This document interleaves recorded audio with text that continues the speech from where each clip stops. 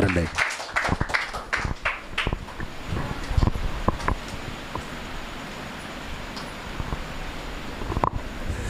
ఈ అవకాశం ఇచ్చినటువంటి దేవుని సేవకులకు, దానికంటే ముఖ్యంగా దేవునికి,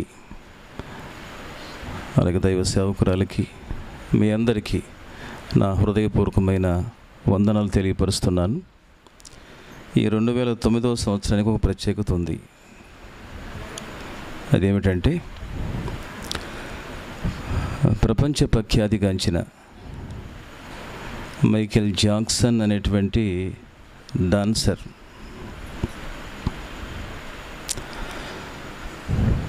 అతని గురించి తెలియని వాళ్ళంటూ ఎవరు ఉండరు. Michael Jackson, doctor Michael Jackson 150 సంవత్సరాలు బ్రతకాలి అని అనుకున్నాడు ఆయన. 150 సంవత్సరాలు,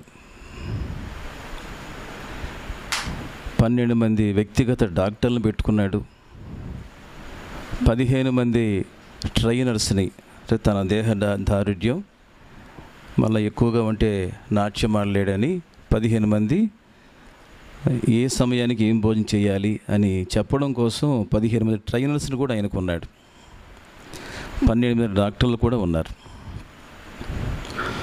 ఆయన తినే ప్రతి భోజనం ల్యాబ్లో టెస్ట్ చేసి తినవచ్చు అని కన్ఫర్మ్ చేసిన తర్వాత అప్పుడు మాత్రమే భోజనం ఆయన చేసేవాడు. 25 సంవత్సరాలు డాక్టర్లు ఏది చెప్తే అది చేసేవాడు. ఆయన ఉద్దేశం ఒక్కటే, 150 సంవత్సరాలు బ్రతకాలని. కానీ కేవలం 50వ ఏటే 25/6 2009వ సంవత్సరంలో 50వ సంవత్సరంలోనే గుండె ఆగి చనిపోయాడు. లాస్ ఏంజల్స్, కాలిఫోర్నియా అనే రాష్ట్రాల నుంచి డాక్టర్లను రప్పించారు. ఎన్నో విధాలుగా బ్రతికించే ప్రయత్నం చేశారు, కానీ వారు బ్రతికించలేకపోయారు. మరణం ముందు అతను ఓడిపోయాడు. మరణం అతను మింగేసింది. కరోనా సందర్భంగా ప్రపంచమంతా కోట్ల మంది చనిపోయారు. చనిపోయిన వాళ్ళందరూ దుర్మార్గులని, బ్రతికున్న మనం అందరం మంచివాళ్ళమని దయచేసి అనుకోకండి. ఈ రోజు వరకు మనం బ్రతికున్నామంటే కేవలం దేవుని మహాకృప. మైకేల్ జాక్సన్ తన అంతరంగంలో దేవునికి చోటు ఇవ్వలేదు. చివరికి తాను చనిపోయినప్పుడు లక్షల మంది తన చావును చూడాలని కోరుకున్నాడు 150 సంవత్సరాల తర్వాత. కానీ అదేం విచిత్రమో, ఆ రోజు ఇన్స్టాగ్రాములు కానీ ట్విట్టర్లు కానీ ఏ నెట్వర్క్లు పనిచేయలేదంట. ఆ రోజు డాక్టర్ మైకేల్ జాక్సన్ ఎక్కడున్నాడని గూగుల్ అంతా వెతికితే ఎక్కడ కనబడలేదంట ఆయన. అలాంటి విచారకర మరణాలు చాలా కొద్దిమందికి వస్తాయి.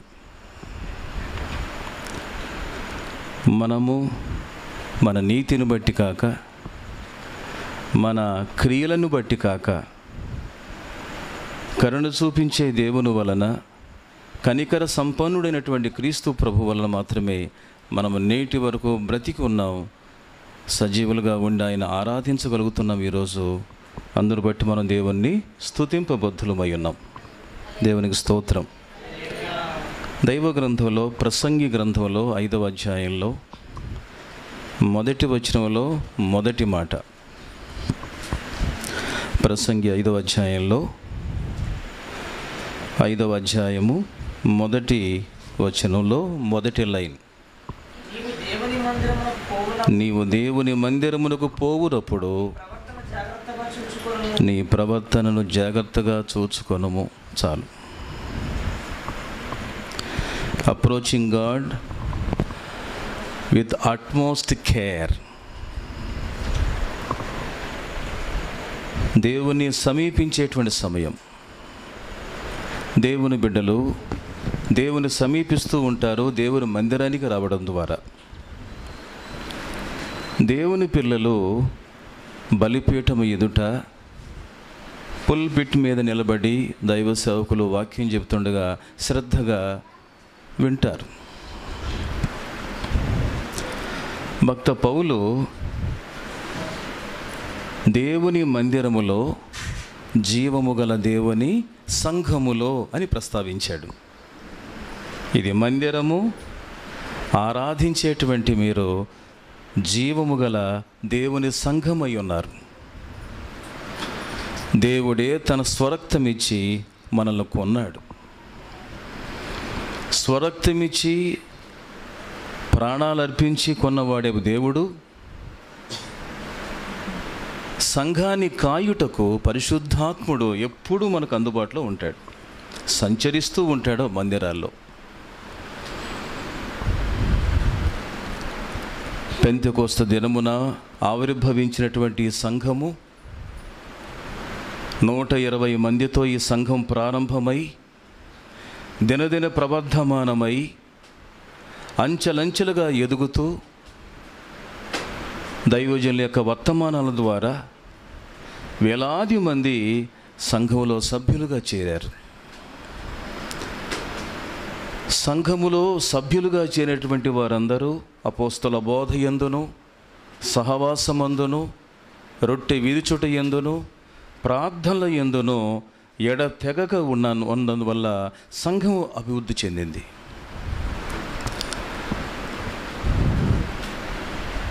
సంఘమును సౌలు లాంటి వాళ్ళు క్రీస్తు కొరకైనటువంటి ఒక ఆలోచన లేనివాడై సంఘమును పాడు చేసినట్లుగా బైబిల్ రాస్తుంది. ప్రారంభంలో అదే సౌలు పౌలుగా మారిన తర్వాత డెమస్కస్ అనేటువంటి పట్టణానికి వెళుతున్నప్పుడు ప్రభు యొక్క స్వరము చేత అతను తాకబడి ఆయన వెలుగు చేత ఆయన కొట్టబడిన వాడై సౌలా సౌలా నువ్వెందుకు నన్ను హింసిస్తున్నావు అన్నాడు. ముని కోలలకు ఎదురు తన్నుట నీకు సాధ్యం కాదు అన్నాడు. ఆ తర్వాత సౌలు పౌలుగా మారిన తర్వాత ఇంకా కొద్ది రోజులకు ఆయన ఈ లోకాన్ని విడిచిపెట్టి హతసాక్షిగా మారి ప్రభు దగ్గరకు వెళ్ళిపోయే సమయంలో ఏమన్నాడు తెలుసు అతను? చదవండి, అపోస్తల కార్యాల గ్రంథంలో 20వ అధ్యాయంలో 29-30 వచనాల్లో, నేను వెళ్ళిపోయిన తరువాత క్రూరమైన తోడేళ్ళు మీలో ప్రవేశించునని నాకు తెలియను. వారు మందను కనికరింపరు మరియు శిష్యులను తమ వెంట ఈడ్చుకొని పోవలెనని వంకర మాటలు పలుకు మనుషులు మీలోని బయలుదేరతారు అన్నాడు. తన ద్వారా పాడైనటువంటి సంఘాన్ని తానే క్రీస్తు ద్వారా బలపరచబడి కట్టి చక్కటి వర్తమానాలు జైల్లో ఉండి కూడా ఆయన పత్రికలు రాసి సంఘాన్ని బలపరుస్తూ ఉండేవాడు. ధనాపేక్ష లేనివాడు, క్రీస్తు ప్రేమను బట్టి అందరినీ ప్రేమించి మరణం వరకు నమ్మకంగా దేవుని పరిచర్య చేసిన వ్యక్తి. సంఘానికి అలాంటి వ్యక్తులు కావాలి, ఉన్నారు. అయితే క్రీస్తు ప్రభు ఉన్న సమయంలో ఒక మాట ప్రభు చెప్పాడు, కోత ఎంతో విస్తారంగా ఉంది, కోసేటి పనివారు చూస్తే చాలా కొద్ది మందిగా ఉన్నారు, పనివారి కొరకు మీరు దేవుణ్ణి వేడుకోండి అన్నాడు. ఈరోజు పనివారి కొరత చాలా తీవ్రంగా ఉంది. సెకండ్ వేవ్లో దైవ సేవకులు సేవకురాండ్రే ఎక్కువ మంది చనిపోయారు. సంఘాలు అనాథలుగా మారిపోయాయి. స్వర్ణ ప్యాలెస్లో దైవ సేవకురాలు ఉన్నారు. అంతకుముందు పాప ఆయన కోవిడ్ వచ్చింది, తగ్గింది. సేవకులను తీసుకొని జగ్గైపేట వెళ్ళాలి ఇక మరుసటి రోజు ఆదివారం. ఆ రాత్రి షార్ట్ సర్క్యూట్ జరిగి స్వర్ణ ప్యాలెస్ అంతా అందులో ఉన్నటువంటి పేషెంట్లు అందరూ కాలి బూడిదైపోయారు. అంతకుముందు 60 లక్షలు పెట్టి చక్కటి ప్రార్థనా మందిరాన్ని కట్టారు జగ్గైపేటలో. సేవకుడు సేవకురాలు ఇద్దరు లేరు. ఇలాంటి పరిస్థితులు మనం ఎన్నడూ కూడా చూడలేదు, వస్తాయని కూడా ఊహించలేదు. సంఘానికి వేల సంవత్సరాల నుంచి ఎన్నో ఆటుపోట్లు ఎదురవుతున్నాయి. అందరూ ఆరోగ్యకరమైన బోధలు సంఘానికి అందించడం లేదు. మంచి సంఘ కాపరులు మనకు దొరకడం కూడా దేవుని కృప. దేవుని సేవకులు మరి దాసుకాన్ని బట్టి నేను ఎంతో సంతోషిస్తూ ఉంటాను. నేను కూడా ఇక్కడ నిలిచి ఉన్న నేను విజయవాడ సింగనగర్లో ఆయా స్థలాల్లో దేవుని పరిచర్య చేస్తూ ఉంటాను. ఈ పరిచర్యలోకి నేను రాకముందు రైల్వే చీఫ్ టికెట్ ఇన్స్పెక్టర్గా నేను విజయవాడ స్టేషన్లో పనిచేస్తూ, అంతకుముందు భీమవరంలో భీమవరంలో పనిచేశాను. 88 దగ్గర నుండి కొంతకాలం పని చేయనిచ్చాడు, ఇక్కడికి వచ్చాను. కొంతకాలం ఆయన ఉద్యోగాలు ఉండనిచ్చిన తర్వాత ఇక నన్ను తన పరిచర్య కొరకు పిలవడం ప్రారంభించాడు. నేను అంటాను, కనీసం పెన్షనరీ సర్వీస్ అని చేయనివ్వండి ప్రభు అంటా. నాకు ముందు వెనక ఏమీ లేదు, ఆధారం లేదు. 2 పిల్లలు ఇచ్చారు మీరు. ఆ పిల్లలకి ఏదైనా ఒక ఆధారం కావాలి, చదువులు పూర్తవ్వాలి, వాడు ఉద్యోగంలో ప్రవేశించాలి. నేను ఉద్యోగస్తులుగా ఉండి వాళ్ళకి పెళ్ళిళ్ళు చేసిన తర్వాత మీరు పిలిస్తే వచ్చేస్తాను నేను నశించిపోతున్నారు ఆత్మలో, నువ్వు రావాలంటాడు ఆయన. దేవుని చిత్తమా కాదా అని నేను 40 దినాలు ప్రభు సన్నిధిలో మందిరంలో ఉండి ఉపవాస ప్రార్థనలు గడిపి, తండ్రి నాకు తల్లిదండ్రులు లేరు, చిన్నప్పటి నుంచి కష్టపడి పైకి వచ్చాను, మీ దయ్యం పెట్టప్పుడు నాకు ఈ ఉద్యోగం మీరు ఇచ్చారు. ఉద్యోగంలో కూడా మీరు నన్ను దర్శించిన తర్వాత నీతి నిజాయితీగా జీవించి ₹1 వెనకేయలేదు. సొంత గృహం, ఇది నా గృహం అని చెప్పుకునే అవకాశం కూడా లేదు నాకు. ఇప్పుడా పిలిచేది అన్నా నేను. ఇప్పుడే అన్నాడు ఆయన. ఇదే అనుకూలమైన సమయం అన్నాడు. ఆ తర్వాత దైవ చిత్తానుసారంగా పెన్షన్ ఉన్నా లేకపోయినా అధికారులు అన్నారు, నీకేమన్నా మైండ్ పాడైపోయిందా అన్నారండి. మంచి సెంట్రల్ గవర్నమెంట్ జాబు, ప్రతి నెల ఒక 2-3 రోజుల ముందే మనకు శాలరీస్ పడిపోతూ ఉంటాయి. మంచి జాబ్. ఇలాంటి ఉద్యోగం వదిలిపెట్టి వెళ్ళిపోతున్నామంటే నీకు ఫారెన్ నుంచి ఏమైనా డబ్బులు వస్తాయని అడిగారు. లేదు సార్, నాకు ఎక్కడి నుంచి రావు. మరి ఎందుకు ఈరోజు ₹1,00,000 దాకా ₹1,25,000 జీతాలు తీసుకుంటారు మా కొలీగ్స్ అందరూ విజయవాడ స్టేషన్లో. నేను వదిలేసినప్పుడు సుమారుగా 40,000 నుంచి 50,000, 60,000 శాలరీస్లో నేను వదిలేసాను. చాలా సంవత్సరాలు అయిందనుకోండి. ఎన్నో పోరాటాలు, అధికారులను రిక్వెస్ట్ చేశారు, ఉద్యోగం చేసుకుంటూ నీ దేవుని పని చేసుకో అన్నారు. నేను ఇద్దరికి సేవ చేయలేనన్నాను. దేవుణ్ణి, ఉద్యోగాన్ని నేను సర్వీస్ చేయలేను. అలాగని దేవుని చిత్తం లేకుండా నేను జాబ్ రిజైన్ చేయలేను. దైవ చిత్తం కొరకు కనిపెట్టాను. దైవజనులందరూ ప్రార్థించారు, నేను కూడా ప్రార్థించాను. ఇక నన్ను బాగా ఆయన ప్రేరేపించాడు. ఇక నా వల్ల కాలేదు. వెళ్ళి ప్రభు నన్ను తన పరిచర్య కొరకు పిలుస్తున్నాడు, జాబ్ రిజైన్ చేస్తున్నానని చెప్పి రిజైన్ చేసి వచ్చేసాను. హృదయం అంతా తేలికైంది నాకు. రిజైన్ చేసి బయటికి రాగానే ఆకాశం తెరవబడింది. ఒకే ఒక్క మాట, ఈ రోజు నుండి నీవు నా రెక్కల క్రిందకు వచ్చితివి అనే మాట. రూతు గ్రంథం 2:20 ఉందన్నమాట. ఇంటికి వెళ్ళంగానే ఆ మాట ఎక్కడుందని చూస్తే రూతు 2:20 ఉందన్నమాట. సర్వోన్నతుడైనటువంటి దేవుని రెక్కల క్రిందకు వచ్చావు నీవు, ఈ రోజు నుంచి నీ బాధ్యత నాది అన్నాడు.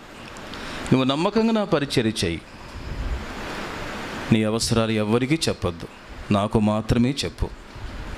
నీ బిడ్డల భవిష్యత్తు, నీ భవిష్యత్తు అన్నీ నేను చూసుకుంటాను అన్నాడు ఆయన. ఆయన ఇచ్చిన వాగ్దానాల్లో ఒక వాగ్దానం మీకు చూపిస్తాను చూడండి. యోబు గ్రంథంలో 38వ అధ్యాయము 41వ వచనం. యోబు 38:41. తిండి లేక తిరుగులాడుచు కాకి పిల్లలు దేవునికి మొరపెట్టునప్పుడు కాకి ఆహారము సిద్ధపరచువాడెవడు? కాకి ఆహారాన్ని సిద్ధపరిచిన వాళ్ళెవరు? కాకి పిల్లకు ఆకలిస్తే తల్లి కాకనో తండ్రి కాకనో అడగాలి. మీ పిల్ల మిమ్మల్ని అడుగుతారా లేక పశువులను అడుగుతారా? మీరే కదా కన్నారు, మిమ్మల్ని అడుగుతారు ఆకలిస్తే. సృష్టిలో అన్నీ నన్ను అడుగుతాయి. కాకి పిల్లలు కూడా తమ తల్లి కాకిని అడగవు. ఏలియా గారికి ఆకలిస్తే కెరీతు వాగు దగ్గర ఉండు అని చెప్పి ప్రతిరోజు ఉదయం రొట్టె మాంసాన్ని, ప్రతిరోజు సాయంత్రం రొట్టె మాంసాన్ని నేను పంపలేదా? ఈరోజు తన కొడుకు పెట్టుకొని తాను తిని మరుసటి రోజు చనిపోవాలి అని అనుకున్న సారేపతి అనే ఊర్లో ఉన్న వెధవరాలు కొన్ని పుల్లలు ఏరుకోవడానికి బయటకు వచ్చినప్పుడు దైవ సేవకుడితో మాట్లాడినప్పుడు, భయపడొద్దమ్మా, మొదటగా ఒక రొట్టె తీసుకొని నా దగ్గరికి రా. ఇశ్రాయేలు దేవుడని యెహోవా భూమి మీద వర్షం మళ్ళా కురిసేంత వరకు 3.5 సంవత్సరాల వర్షం కురవలేదు అంటే అప్పటి వరకు కూడా నిన్ను నీ ఇంటి వాడిని పోషిస్తానని చెప్పి నాకు చెప్పి పంపించాడు. అదే మాట మీకు చెప్తున్నాను. ఆ సందర్భం నువ్వు చదవలేదా? ఈరోజు ఉండి ఇక రేపు చనిపోతారు వాళ్ళిద్దరూ. ఆ దశలో దైవ సేవకునికి ఒక రొట్టె తీసుకొచ్చి ఇచ్చినందువల్ల 3 సంవత్సరాల 6 మాసాలు మరలా భూమి మీద వర్షం దేవుడు కురిపించేంత వరకు పిండి తక్కువ కాలేదు, నూనె తక్కువ కాలేదన్న సందర్భాన్ని మర్చిపోయావా? నేను నీ దేవుడను, అసాధ్యమైంది ఏదైనా నాకు ఉన్నదా అన్నాడు. అనుమానాలు, అవిశ్వాసము, సందేహాలు అన్నీ పటాపంచలైపోయాయి. దేవుని పాదాలు పట్టుకోవడం ప్రారంభించాను. నా ప్రయాణం అప్పటి నుంచి ఇప్పటిదాకా కొనసాగుతూనే ఉంది ప్రియులారు. సంఘానికి ఎన్నో ఆటుపోట్లు ఎదురయ్యాయి. ఉదాహరణకు కొరింథీ సంఘాన్ని మనం చూస్తే, ఈ కొరింథీ సంఘం భక్త పౌలుకి చాలా చాలా ఆందోళన కలిగించింది, వేదన కలిగించింది. కొరింథీ సంఘంలో అంతా అవినీతి. గత ఆదివారం మా ప్రాంతంలో తెలుగు బ్యాప్టిస్ట్ చర్చిలో ఎలక్షన్లు అంట. ఆ ఎలక్షన్ సందర్భంగా బయట పోలీసు వాళ్ళు, అసలు మందిరం దగ్గర ఎవరు ఉండాలి? విశ్వాసంలో పోలీసు వాళ్ళు ఉండాలా? ఎవరు ఉండాలండి? చెప్పండి సార్, ఎవరు ఉండాలి? అక్కడ విశ్వాసుల కంటే పోలీసు వాళ్ళు ఎక్కువ మంది ఉన్నారు. విశ్వాసులు వచ్చారంట, చిన్న ప్రార్థన చేయించి కాపరి చేత మీరు వెళ్ళిపోండి, అయిపోయింది. ఆదివారం ఒక 1/2 గంట చాలు నేను పంపించేసి, అక్కడ పోటీదారులు అందరూ కూర్చున్నారు. పోలీసు వారికి చర్చి కాంపౌండ్లో కుర్చీలు వేశారు. పోలీస్ జీప్ కూడా అక్కడే ఉంది. వాళ్ళందరికీ చక్కటి విందు, పసందైన విందు. ఎవరికి? సంఘానికా పోలీసు వాళ్ళకా? పోలీసు వాళ్ళకి. యేసుక్రీస్తు ప్రభు మందిర ప్రాంగణంలో రాగానే మందిర ప్రాంగణంలో ఎవరు కనబడ్డారు? విశ్వాసులా, పశువులా? పశువులు అమ్మేటువంటి వర్తకులతోనా? చూడండి ఒకసారి యోహాను సువార్తలో 2వ అధ్యాయము 14వ వచనం చదవండి. దేవాలయంలో ఎవరు? మనుషులా, ఎడ్ల? చెప్పండి. ఎడ్లన్నీ ఉండే స్థలం ఏమండి? ఆ స్థలాన్ని ఏమంటారు? పశువులు ఉండే స్థలం. పశువులకి ట్రీట్మెంట్ ఇచ్చేటువంటి హాస్పిటల్ ఏంటి? పశువుల హాస్పిటల్. ఒక్కోసారి మనల్ని కూడా అంటారు, ఒరే వీడు పశువులాగా ప్రవర్తించాడు అంటారు. అంటే మనం కూడా ఒక్కోసారి పశువులాగా ప్రవర్తిస్తాం. వైజాగ్లో ఒక వ్యక్తికి భయంకరమైనటువంటి చీకటి బట్టి అదొక భయంకర బలహీనత పాస్టర్ గారి దగ్గర తీసుకొచ్చారు. తీసుకురాగానే, అయ్యా ఇతను 4-5 రోజుల నుంచి చాలా విచిత్రంగా ప్రవర్తిస్తున్నాడు, దైవజనుడా ప్రార్థన చేయండి అన్నారు. దైవ సేవకుడు ప్రభు సన్నిధిలోకి వెళ్ళి, నాయన ఏం చేశాడు వీడు, మొన్నటి బాగానే ఉన్నాడు కదా, ఏమైందా అతనికి, ఎందుకు ఇలాగా మెలికలు తిరిగిపోతున్నాడు మనిషి, ఎవరు పట్టుకున్నా ఉండలేకపోతున్నాడు ఏమిటి, ఏం జరిగింది ప్రభా, మీరైనా చెప్పండి అయ్యా, వాళ్ళు ఎటు చెప్పరు. విశ్వాసులు అన్నీ నిజం చెప్తారమ్మా. ఎందుకు రాలేదమ్మా ఆదివారం అంటే ఎన్ని కారణాలు చెప్తారు, ఎన్ని కారణాలు చెప్తారండి. అది మాకు తెలియకపోవచ్చు, కానీ చూచుచున్న దేవుడు అయ్యా అని హాగరు ఆ దేవునికి ఒక పేరు పెట్టింది. నీవు చూచుచున్న దేవుడు అయ్యా, నా బిడ్డ దాహంతో అలమటించిపోతున్నాడు అయ్యా. వెంటనే దేవుడు దాహం తీర్చాడా లేదా? నీ దాహం నీ ఆకలి తీర్చలేడా ఆయన? నిజం చెప్పాలి, డాక్టర్ల దగ్గర నిజం చెప్పాలి, దైవ సేవకు దగ్గర నిజం చెప్పాలి. అలా చెప్పనందుకు సంఘములో ఒకప్పుడు రక్షణ పొందిన వ్యక్తులు అయి ఉండి అననీయ సప్ఫీరాలు ఏమయ్యారు?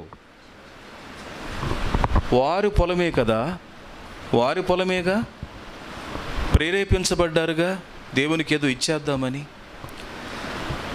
దైవాత్మ ద్వారా ప్రేరేపించబడిన తర్వాత, వారికున్న పొలాన్ని అమ్మేసిన తర్వాత డబ్బు ఇంట్లోకి రాగానే మనసు చెదిరిపోయింది కదూ. డబ్బు చూడగానే కొంతమందికి మనసులు పాడైపోతాయి. కొంత దాచుకొని కొంత తీసుకొచ్చి టేబుల్ మీద పెట్టారు, పేతురు గారి దగ్గరికి తీసుకొచ్చి, దైవజనుడా వందనాలు, ఏంటమ్మా ఇదిగో పొలాన్ని అమ్మాం, ఇదిగో డబ్బు తీసుకొచ్చి ఇక్కడ పెట్టాం, సేవకు ఉపయోగించండి. ఆ దైవ సేవకుడు ఈనాడు సేవకులు అంటాడు కాదు కాబట్టి, మీ పొలాన్ని ఇంతకి అమ్మారా అని అడిగాడు. ఏం చెప్పాడమ్మా అననీయ? అవును ఇంతకే అన్నాడు. పరిశుద్ధాత్మను మోసపుచ్చుతున్నారా మీరు? దేవునికి తెలియదు అనుకుంటున్నారా మీరు?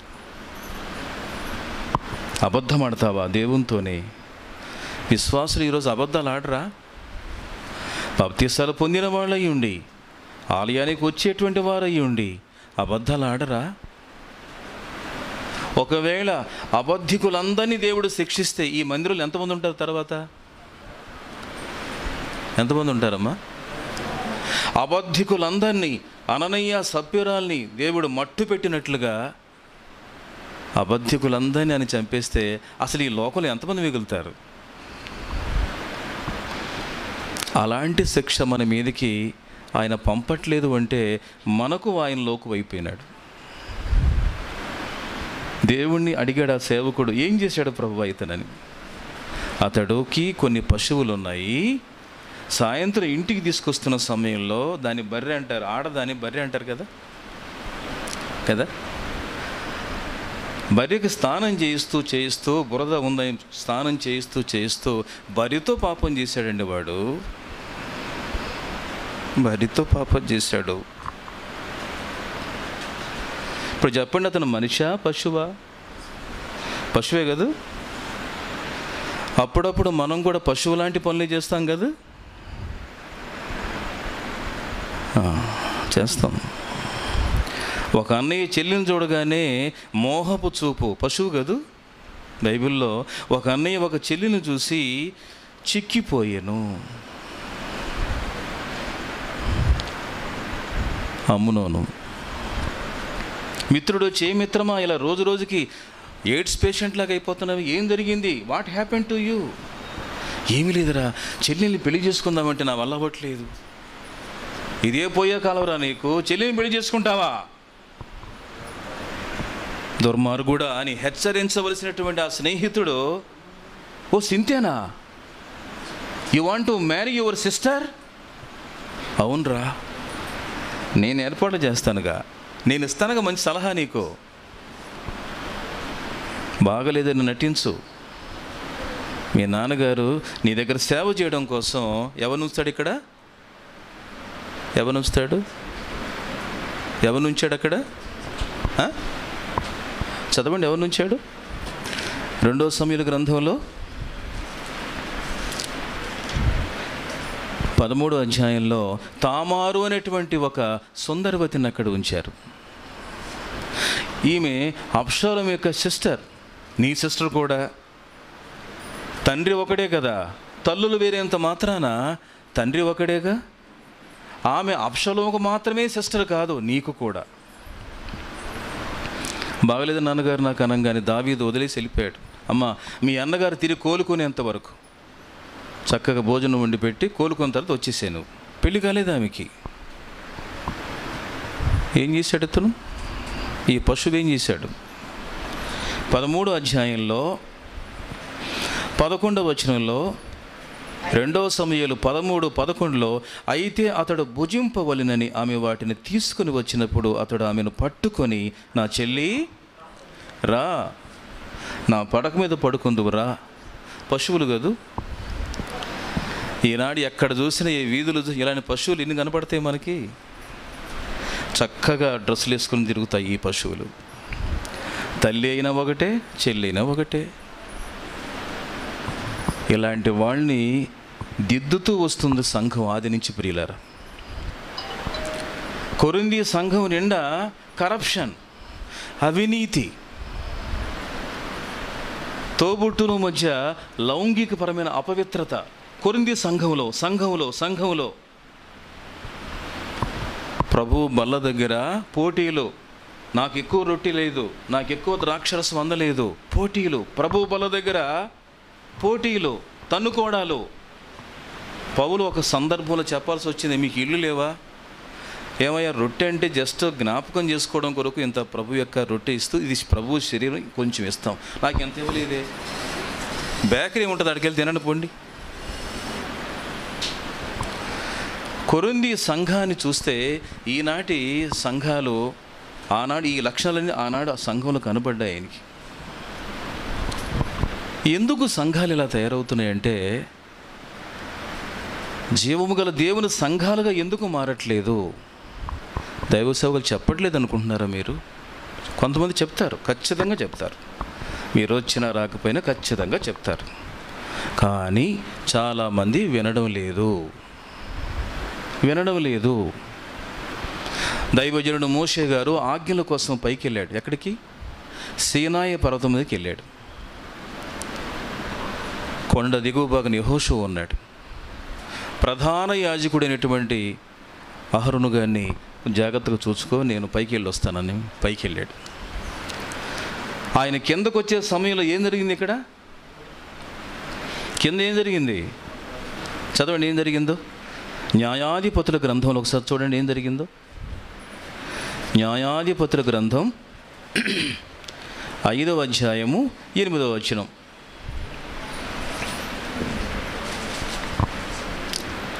న్యాయాధిపతుల గ్రంథం 5:8లో ఇశ్రాయేలీయులు చూడండి, ఉన్న యెహోవా దేవుడు చాలా వీళ్ళకి కొత్త దేవుళ్ళు కావాలి. ఇశ్రాయేలీయులు కొత్త దేవుని కోరుకున్నారు. ఇందుకు ఇశ్రాయేలు ఎవరు? అన్యజనుల దేవుని పిల్లల. ఐగుప్తు దేశంలో 430 సంవత్సరాలు ఎప్పుడయ్యా మాకు విడుదల, ఎప్పుడైనా ఈ వైరస్ తీసేస్తావు భూమి నుంచి మనం ఎలా రోజులు ప్రార్థన చేస్తున్నామో, 430 సంవత్సరాలు దేవుని ప్రజలు ఏడవని రోజు ఉందా ప్రియులారా? ఏడవని రోజు ఉందా? ఈరోజు కరోనా వచ్చింది, మనం భయపడుతున్నాం, బాధపడుతున్నాం. కానీ కరోనా రాకముందు అవకాశం మనకుండి ఎన్నిసార్లు మందిరం పోగొట్టుకున్నాం మనం.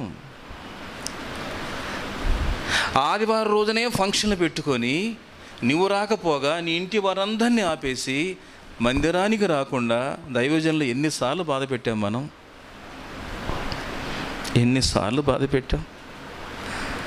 ఏమ్మా ఎందుకు రాలేదమ్మా? దానికి ఎన్నిసార్లు మీరు పొంతన లేని సమాధానాలు చెప్పి అబద్ధాలాడి పరిశుద్ధాత్మకు దుఃఖం కలిగించాం మనం చాలాసార్లు కదా. పరిశుద్ధాత్ముడు ఏకత్వం ఉన్న స్థలానికి వస్తూ ఉంటాడు. ఆయన పరిశుద్ధాత్ముడు విధేయత చూపించే వారి మీదకు వస్తాడు. అవిధేయత మనలో ఉంటే ఆయన రాడు, మన మధ్యకు రాడు. చాలా నిష్ట కలిగిన వాడు దేవుడు ప్రియులారు, రోషము కలిగిన వాడు కూడా. కానీ కోపించుచు వాత్సల్యతను కూడా చూపించే దేవుడు ఆయన. కాబట్టే మనం ఇంకా బ్రతికున్నాం.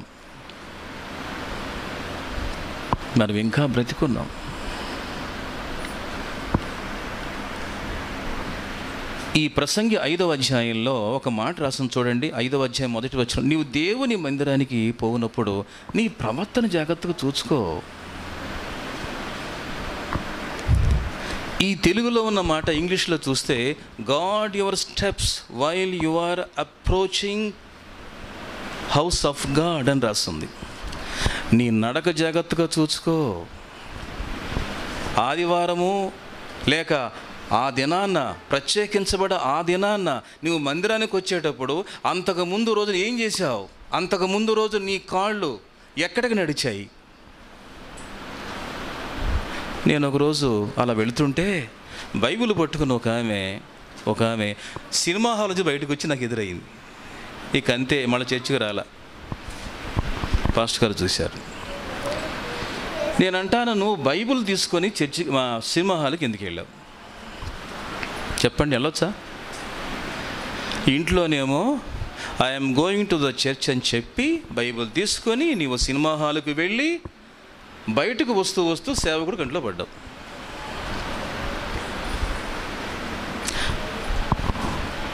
ఆ వారం నువ్వు వెళ్ళావు, ఆ మరుసటి రోజు ప్రత్యేక కూటం పెడతారు. ఎక్కడికి వస్తావు నువ్వు? ఇప్పుడు చర్చ్ దగ్గరకు వస్తావు.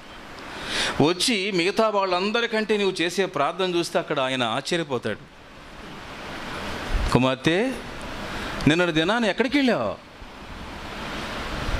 ఆదామా, వేర్ ఆర్ యూ? ఇంగ్లీషులో చాలా చక్కటి పదం. Adam, my son, where have you been? Where have you been? ఎక్కడున్నావు? ఏం చేస్తున్నావు? అది మన భాషలో అయితే ఏం చేస్తున్నావురా గాడిదా, ఏం చేస్తున్నావురా, ఇంకా రకరకాల పదాలు.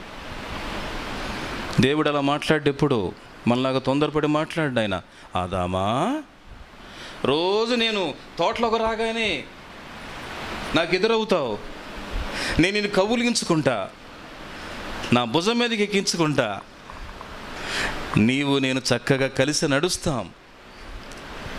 ఇప్పుడు నీకు సహకారిని కూడా ఇచ్చాను, అవ్వమనిచ్చాను. నువ్వు ఒంటరిగా ఉండడం మంచిది కాదని సకల జీవులకు సహకారాలు ఇచ్చినట్టుగా నేను నీకు కూడా ఇచ్చాను. అయితే ఈరోజు నువ్వు నాకు కనబట్టలేదు. ఏమయ్యావు? ఎక్కడున్నావు?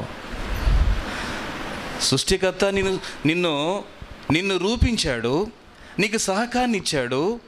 కష్టపడకుండా ఏదైనా తోటలో చక్కగా మీరు అటు ఇటు సంచరించండి, ఆ తోట ఫలాలు మాత్రం తినొద్దు, అంతే, మిగతావన్నీ తినండి మీరు అని అంటే, నీవు దేవుని మాట వినకుండా ఎవరి మాట విన్నావు? సాతాను మాట విన్నావు కదూ, పాము మాట విన్నావు కదూ. విని తినవద్దన్న ఆ చెట్టు పండు తిని మీరిద్దరూ దేవుని దృష్టిలో దోషులు కాగా. పారిపోయి చాటుగా దాక్కునే దానికంటే తిన్నగా ప్రభువు దగ్గరకు వచ్చి, క్షమించయ్యా, నేను తప్పు చేశాను ప్రభువా అని అంటే అప్పుడు పరిస్థితి మరొక విధంగా ఉండేది. మనలో ఏదైనా పొరపాటు జరిగినప్పుడు తిన్నగా దైవ సేవ దగ్గరికి వచ్చి, దేవుని దగ్గరికి వచ్చి, అయ్యా ఈ తప్పు జరిగింది, నా కోసం ప్రార్థించండి అని అడగొచ్చు, తప్పేమీ లేదు.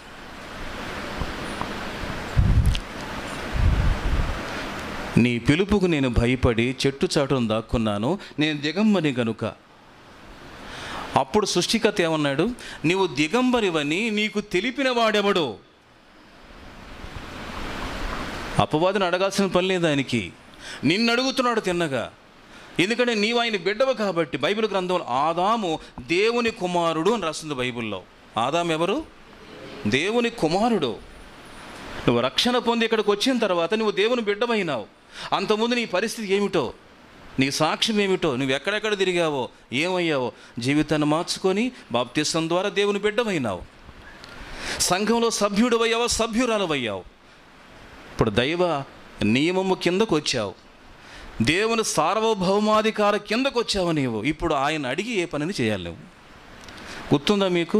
తన పిల్లలు హృదయములో దేవుణ్ణి దూషించరేమో అని యోబు ప్రతిరోజు ఏం చేసేవాడు చెప్పండి? ఏం చేసేవాడు? అరుణోదయకాల సమయంలో, దేవా నా పిల్లలు ఏమైనా తప్పు చేశారేమో నాయన క్షమించండి అని యోబు వారి కోసం ప్రార్థన చేసేటువంటి వాడు. నీ కొరకు ప్రార్థన చేసేటువంటి వాడిని ఒక దైవ సేవకుణ్ణి రే అయినా పగలైనా విశ్రాంతి తీసుకోకుండా తమకు ఎన్ని సమస్యలున్నా మీకు చెప్పుకోకుండా దేవునికి చెప్పుకుంటూ దివారాత్రములు మీ కొరకు తమ జీవితాన్ని సమర్పించుకొని ప్రార్థించే దైవ సేవకుడు మాట వినలేని వాడివి దేవుని మాట ఎలా వింటావు? కళ్ళ ముందు కనిపించే దైవ సేవకుని మన్నన చేయలేని వాడు కనబడని దైవాన్ని ఎలా మన్నన చేయగలడు? గుర్తుందా మీకు?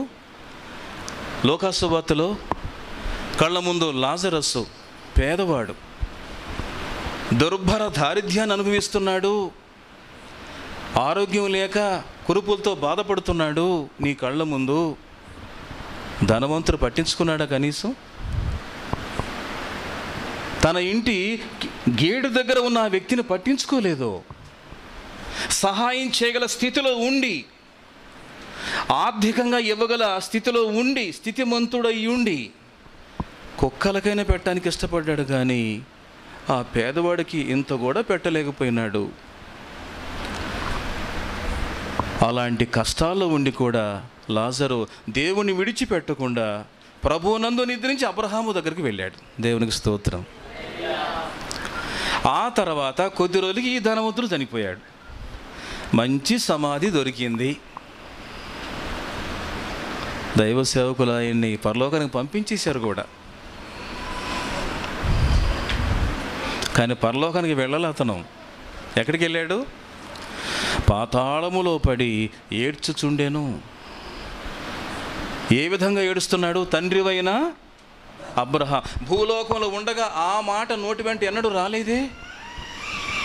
ఈరోజు మన పిల్లలు కొన్న బళ్ళ మీద మమ్మీస్ గిఫ్ట్, డాడీస్ గిఫ్ట్ అని రాసుకుంటున్నారు తప్ప దేవుడు నాకు ఇచ్చినటువంటి గిఫ్ట్ ఇది ఈ బండి అని అనలేవే.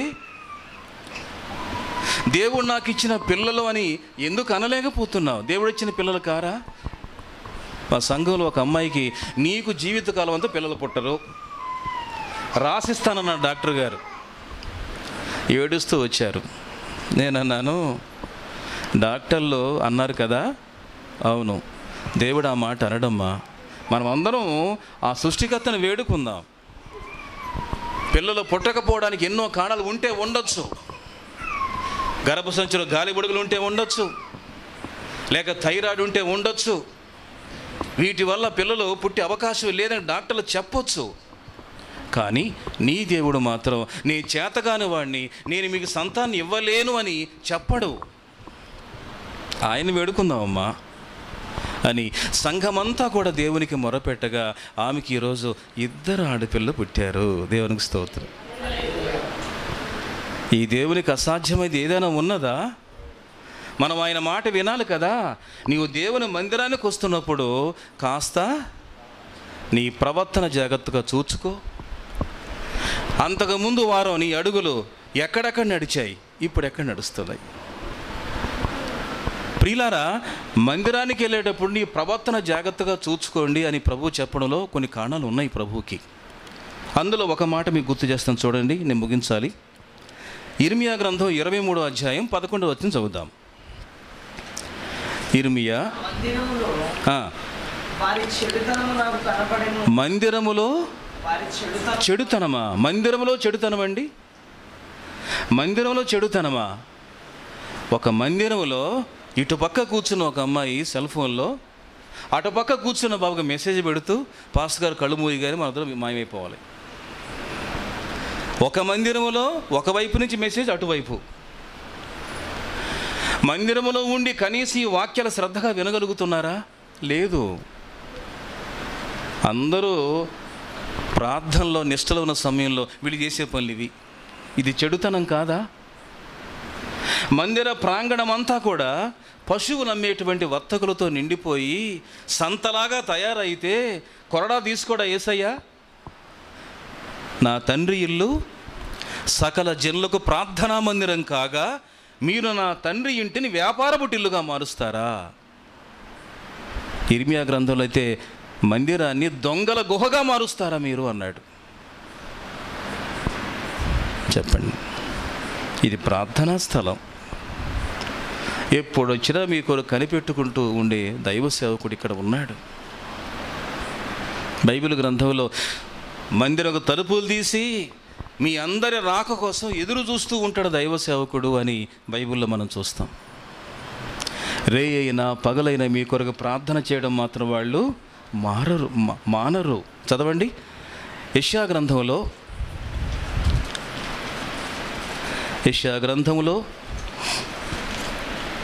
చదవండి 62వ అధ్యాయంలో 6వ వచనం. యెరూషలేమా, నీ ప్రాకారాల మీద నేను కావలి వారిని ఉంచి ఉన్నాను.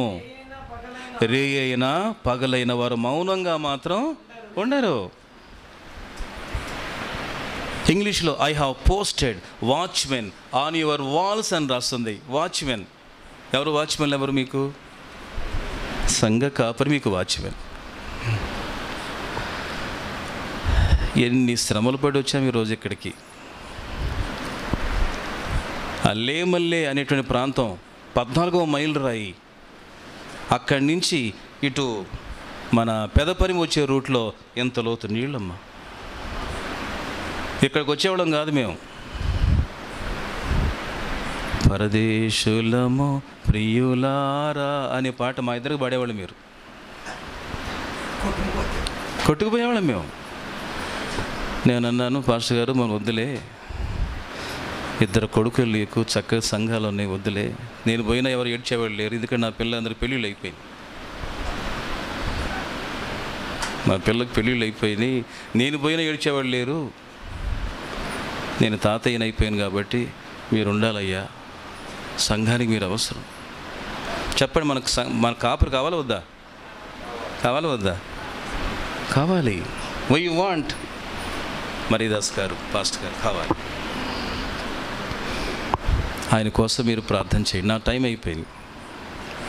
నేను ఒకప్పుడు రైల్వేలోకి రాకముందు టీచర్గా పనిచేశాను. టైం అంటే టైమే. కనుక ప్రియులారా, నమ్మకంగా జీవంగల దేవుని సన్నిధానికి వస్తున్నాము.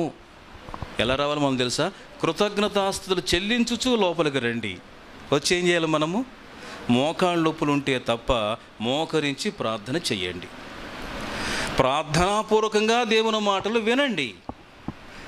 అది ఎలాంటిదంటే, చదును చేయబడ్డ భూమి, చదును చేయబడిన తర్వాత నీళ్లు పెట్టిన తర్వాత మళ్ళా నాగలతో మెత్తని చేయబడ్డ హృదయం లాంటిదట అది. ఇంటి దగ్గర ప్రార్థన, ఇక్కడికి 5 నిమిషాల ముందుగానే, షెడ్యూల్ టైంకి 5 నిమిషాల ముందుగానే లోపలికి వచ్చి ప్రార్థన చేస్తూ, ప్రభువా ఈరోజు మీ దాసుని ద్వారా మాతో మీరు ఏం మాట్లాడబోతున్నారు? మీ దాసులను మీ సెలవు చాటున మరుగుపరిచి మాతో మాట్లాడు అని ప్రభువుని అడగాలి. అప్పుడు దేవుడు ఆయన వాడుకుంటాడు. చెప్పే ఆ కొద్ది మాటలు మీ అంతరంగాల్లోకి ప్రవేశిస్తాయి, ఆత్మకార్యాన్ని జరిగిస్తాయి. చర్చిల్లో దొంగలు ఉంటారు, అవునా? మీరు నమ్ముతారా? కొత్త చెప్పులు వేసుకొచ్చాను నేను, మా చర్చి బయట పెట్టా. మీరందరూ చాలా మంచి భక్తులమ్మా, మీరు అలాంటి పనులు చేయరులే. సింగనగర్లో మందిరం బయట మా విశ్వాసులందరూ చాలా మంచివాళ్ళు అని చెప్పి కొత్త చెప్పులు బయట పెట్టి లోపల ప్రసంగం చేసి బయటకు వస్తే నా చెప్పులు లేవు. ఇప్పుడు నేను ఎవరిని అడగాలి? చెప్పండి సార్, ఎవరిని అడగాలి? ఎవరిని అడగలేదు. చెప్పులు అమ్మగారు అంటే ఏం కొత్త చెప్పులు లేవు. 2 నెలలు అయిన తర్వాత చెప్పులు కనపడ్డాయి. అంటే ఎవరు తీసుకెళ్లారు? అరిగిపోయి ఉంది. ఒకవైపు ఎత్తుగా ఉంది, ఒకవైపు బాగా. ఆ మనిషి ఎవరో నాకు తెలుసు, కానీ నేను అడగల. ఆ మనిషి కూడా పొరపాటుని తీసుకెళ్ళాను పాస్టర్ గారు మీ చెప్పు నుంచి అనలా. మందిరంలో సినిమా టికెట్ కనబడింది. ఎవరు వెళ్ళినట్టు? నేనా? విశ్వాసులా? చెప్తారా? నేను సినిమా హాల్కి వెళ్ళారని చెప్పి విశ్వాసాలు చెప్తారమ్మా? చెప్పరు. అండ్ ఇప్పుడు ఎవరు వెళ్ళట్టు? పాస్టర్ గారు కానీ పాస్టమ్మ గారు కానీ. నిజమేనా?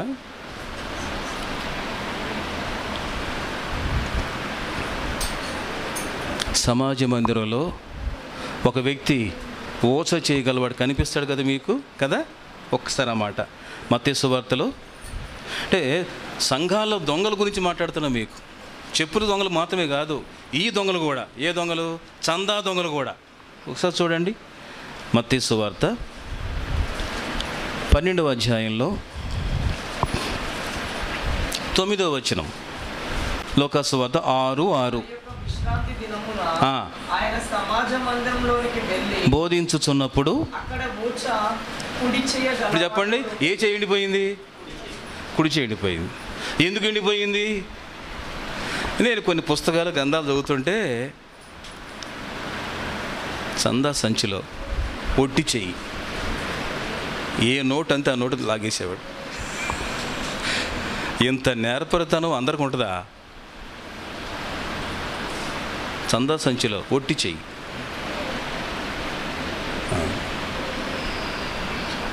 వీడి వెయ్యడు, మిగతా పడేసి డబ్బుల్లో